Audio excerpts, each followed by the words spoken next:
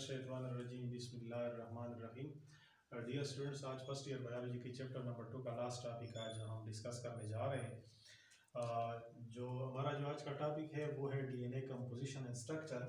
Previous lesson में हमने general introduction of DNA और न्यूक्लियोटाइड के बारे में आज हम कल हमने पढ़ा था। तो डीएनए जो है it is a polymer of deoxyribonucleotides, यानी ये बहुत सारे डीऑक्सीराइबोन्यूक्लियोटाइड के आपस में मिलने से जो लार्ज कम्प्लेक्स मैक्रो मॉलिक्यूल बनता है, that molecule is called the DNA.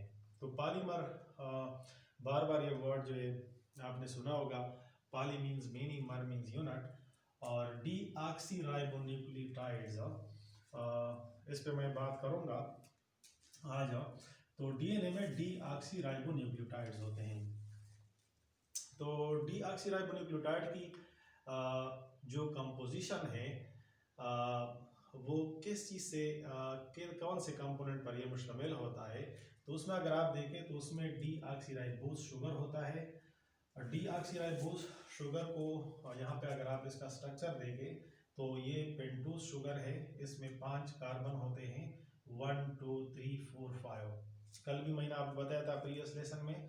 तो कार्बन नंबर 2 के ऊपर यहाँ पे हाइड्रोजन होता है, OH ग्रुप नहीं होता। यहाँ पे एक ऑक्सीजन जो है it is absent, it is not present at carbon number 2। यहाँ पे एक ऑक्सीजन रिप्लेस हुआ है, therefore this sugar is known as a pentose sugar, deoxyribose sugar. तो इसको हम डीऑक्सीराइबोज शुगर इसलिए कहते हैं कि कार्बन नंबर 2 के ऊपर ऑक्सीजन मिसिंग है, ऑक्सीजन नहीं है। यहाँ पे OH ग्रुप की बजाय हाइड्रोजन है, तो therefore it's called deoxyribose. So D का मतलब है रिमूवल, ऑक्सी का मतलब है ऑक्सीजन। तो ये तो क्लियर हुआ। उसके बाद नाइट्रोजेनियस बेसिस होते हैं डीऑक्सीराइबोन्यूक्लियोटाइड में, और ये 4 किस्म के हैं, एडेनिन, गुआनिन, थायामीन, साइटोसिन। ये 4 किस्म के नाइट्रोजेनियस बेसिस होते हैं। इसके स्ट्रक्चर मैं ड्रा नहीं करता, प्रीवियस लेसन में ऑलरेडी मैंने इसके बारे में बताया था।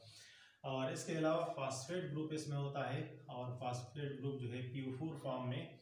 ये तीनों कंपोनेंट मिलके डीऑक्सीराइबोन्यूक्लियोटाइड बनाता है। और इस तरह बहुत सारे डीऑक्सीराइबोन्यूक्लियोटाइड के मिलने से जो कम्प्लेक्स लार्ज मॉलिक्यूल बनता है, और उस मॉलिक्यूल को हम डीएनए कहते हैं।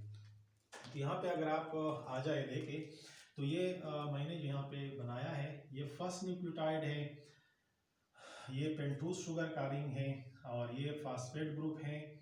और यहाँ पे आप देखिए ये नाइट्रोजेनियस बेसिस है, सिर्फ सिंबल से मैंने इसको शो किया है। तो ये एडेनिन है यहाँ पे। तो ये तीनों कंपोनेंट मिलके एक न्यूक्लियोटाइड बनाता है। आगे देखिए इसके साथ मैंने दूसरा न्यूक्लियोटाइड यहाँ पे लिंक किया हुआ है, और इसके दरमियान में न्यूक्लियोटाइड के दरमियान में जो बांड होता है, that bond is called the फास्फोडाइएस्टर bond. तो यहाँ पे आप देख सकते हैं कि ये फास्फोडाइएस्टर बांड है। फास्फो का मतलब है फास्फेट, और डाई का मतलब है टू, और ईस्टर जो है ये बांड है। तो आप यहाँ पे देखिए कार्बन और फास्फेट के दरमियान यहाँ पे जो बांड है, that bond is called फास्फोडाइएस्टर bond. और यहाँ पे जो बांड है, दैट बांड कार्बन और फास्फेट के दरमियान, तो ये भी ईस्टर बांड है। तो यहाँ पे 2 ईस्टर बांड मौजूद है, इसी वजह से इसको फास्फोडाइएस्टर बांड कहते हैं। तो फास्फोडाइएस्टर बांड के थ्रू ये सारे न्यूक्लियोटाइड आपस में इस तरह लिंक होते हैं। ये बाद में डीएनए के स्ट्रक्चर में फिर मैं बताऊंगा। तो ये सिंपल सी डीएनए की कंपोजिशन है कि डीएनए जो है किस तरह कंपोज हुआ है, किस तरह ये बनता है, किन चीज इसमें क्या होते हैं। तो जाहिर बात है डीऑक्सीराइबोन्यूक्लियोटाइड होते हैं, और डीऑक्सीराइबोन्यूक्लियोटाइड जो है फास्फोडाइएस्टर बांड के जरिए आपस में जुड़े होते हैं। उसके बाद हम डीएनए के स्ट्रक्चर के ऊपर आते हैं कि डीएनए का स्ट्रक्चर किस किस्म का होता है, how these nucleotides are linked with each other. ये न्यूक्लियोटाइड किस तरह आपस में मिले होते हैं, उसकी क्या पोजीशन होती है, तो वो स्ट्रक्चर ऑफ डीएनए में हम पढ़ेंगे। तो इसका स्ट्रक्चर जो था, इसके ऊपर 2 आदमियों ने काम किया था, वाटसन और क्रिक ने। वाटसन और क्रिक ये 2 साइंटिस्ट थे। इसने डीएनए का स्ट्रक्चर डिटरमिन किया, इंट्रोड्यूस किया 1953 में।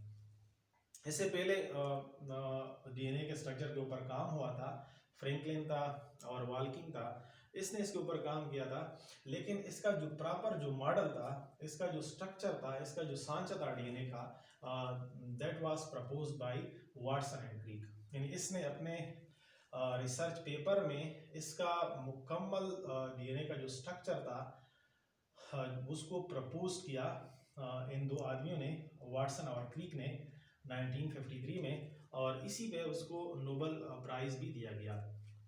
तो according to their proposed model of DNA, उसने जो मॉडल पेश किया, जो स्ट्रक्चर उसने प्रपोज किया, उसके मुताबिक उसका पहला पॉइंट ये था कि DNA has A double helical structure. DNA का जो मॉलिक्यूल है वो डबल हेलिकल होता है। डबल का मतलब है दो, यहाँ पे मैंने लिखा हुआ है means made of two strands, यानी इसमें दो स्ट्रैंड होते हैं।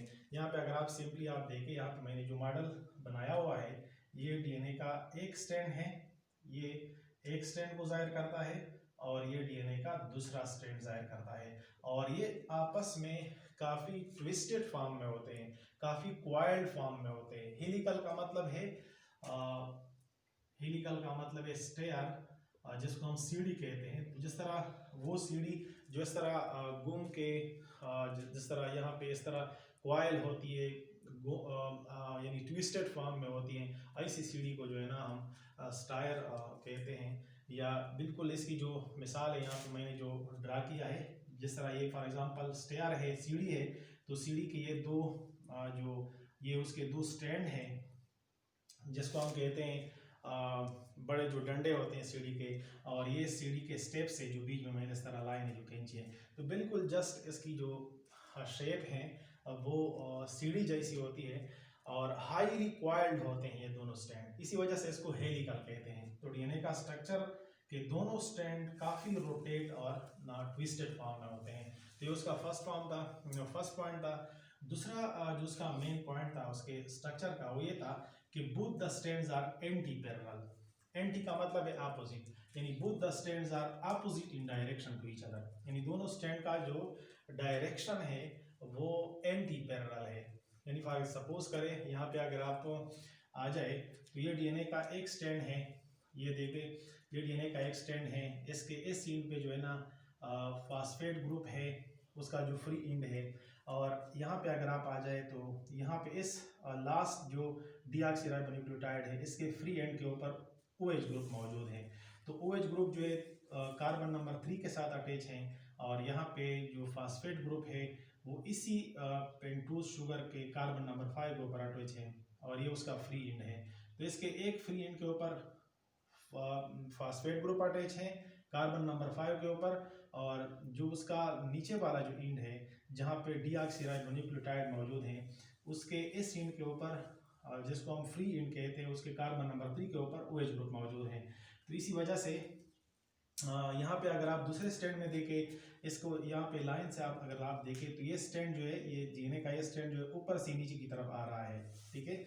और यहाँ पे अगर आप देखें तो डीएनए का ये एंड जो है, इसके जो कार्बन नंबर 5 है, इसके फ्री एंड के ऊपर फास्फेट ग्रुप मौजूद है कार्बन नंबर 5 के ऊपर, और इस एंड को जब अगर आप देखें तो यहाँ पे जो ऊपर वाला एंड है, इसके कार्बन नंबर 3 के ऊपर यहाँ पे OH ग्रुप मौजूद है, तो ये उसका फ्री एंड है, ठीक है। तो यहाँ पे 3 अटैच हैं, कार्बन नंबर 3 के ऊपर जो है ना OH ग्रुप अटैच हैं, और यहाँ पे इस एंड पे जो कार्बन नंबर 5 है, इसके ऊपर फास्फेट ग्रुप अटैच हैं, और इस लाइन से अगर आप देखें तो ये ऊपर से नीचे की तरफ बन रही है, ऊपर से नीचे की तरफ, यानी अपसाइड डाउन जिसको हम कहते हैं, अपसाइड डाउन पोजीशन है उसकी। तो ये दोनों स्टैंड जो है they are parallel, but parallel है लेकिन एंटी पैरेलल है, यानी they are opposite in direction.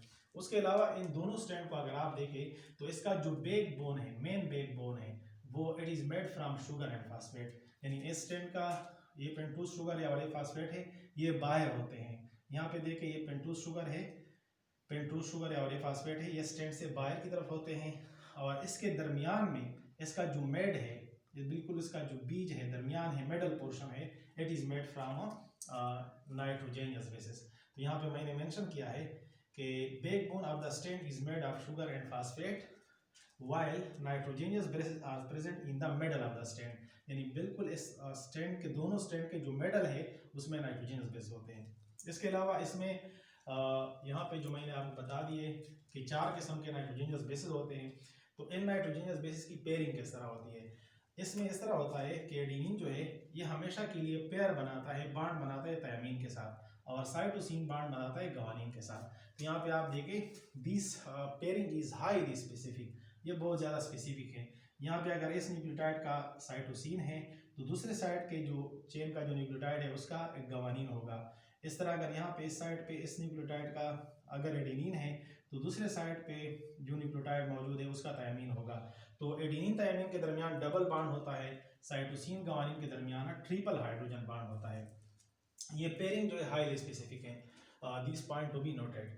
तो साइटोसिन ग्वानिन के दरमियान ट्रिपल हाइड्रोजन बॉन्ड है, एडेनिन और थायमीन के दरमियान डबल हाइड्रोजन बॉन्ड मौजूद है। ये यहाँ पे मैंने मेंशन किए हैं।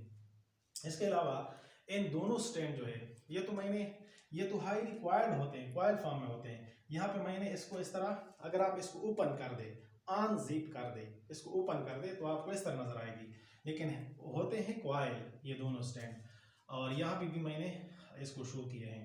अब इन दोनों स्ट्रैंड के दरमियान इन दोनों स्ट्रैंड का जो डायमीटर है वो 2 नैनोमीटर है, यानी दोनों इसकी जो मोटाई है, इसकी जो डायमीटर है वो 2 नैनोमीटर होती है। और यहाँ पे जब ये इस तरह ये कॉइलिंग होती है तो हमारे साथ 2 किस्म के यहाँ पे डिप्रेशन बनते हैं, 2 किस्म के ग्रुप बनते हैं। एक माइनर ग्रो होता है, जिस तरह अगर आप यहाँ पे देखें, यहाँ पे माइनर ग्रो है, ये माइनर ग्रो है, ये माइनर ग्रो है, ये माइनर ग्रो है। और एक हमारे साथ जो मेजर ग्रुप बनता है, ठीक है, जिस तरह ये कंप्लीट टर्न है, यहाँ से स्टार्ट हुआ है और यहाँ पे ये टर्न खत्म हो रहा है। तो पर टर्न हमारे साथ जो है 10 बेसिस आ रहे हैं, यानी किसी भी यानी इस तरह बहुत सारे टर्न होते हैं, तो पर टर्न जो है हमारे साथ 10 बेसिस आ रहे हैं। लेकिन एक पॉइंट ये भी आप याद रखें कि डीएनए की जो रिप्लिकेशन है, यानी जब डीएनए की न्यू स्ट्रैंड बनती है तो ये it always directed from 5 prime to 3 prime, यानी जब भी डीएनए का स्ट्रैंड बनता है तो वो उसकी जो डायरेक्शन है वो 5 प्राइम से 3 प्राइम की तरफ होगी। यानी जिस तरह फॉर एग्जांपल अगर ये 5 प्राइम है तो 5 प्राइम से 3 प्राइम की तरफ ये स्ट्रैंड बनेगी, इसकी फॉर्मेशन इस तरह होगी जब नया स्ट्रैंड बनेगा। इस तरह अगर आप यहाँ पे देखें तो ये स्ट्रैंड जो है 5 प्राइम 3 प्राइम है, तो इसकी जो फॉर्मेशन होगी वो 5 to 3 प्राइम होगी। यहाँ पे हमेशा के लिए नया न्यूक्लियोटाइड जब आएगा स्ट्रैंड के साथ अटैच होगा तो वो कार्बन नंबर 3 के ऊपर जो OH ग्रुप मौजूद है यहाँ पे जो है ना वो बॉन्ड बनाएगा किसी भी दूसरे न्यूक्लियोटाइड के साथ। अब यहाँ पे देखें ये इसका फ्री एंड है, यहाँ पे OH ग्रुप मौजूद है। अब यहाँ पे जब नेक्स्ट न्यूक्लियोटाइड आएगा तो ये यहाँ पे अटैच होगा। इस स्ट्रैंड में अगर आप देखें तो यहाँ पे OH ग्रुप फ्री है और कार्बन नंबर 3 के ऊपर मौजूद है। यहाँ पे जब नया न्यूक्लियोटाइड आएगा तो ये कार्बन नंबर 3 के साथ यहाँ पे लिंक होगा इस स्ट्रैंड के साथ। तो all these are about the structure of DNA, और इसके ऊपर ये चैप्टर भी ख़त्म हुआ। आप मेरे चैनल को सब्सक्राइब करें और अपने दोस्तों के साथ भी शेयर करें। Thank you very much.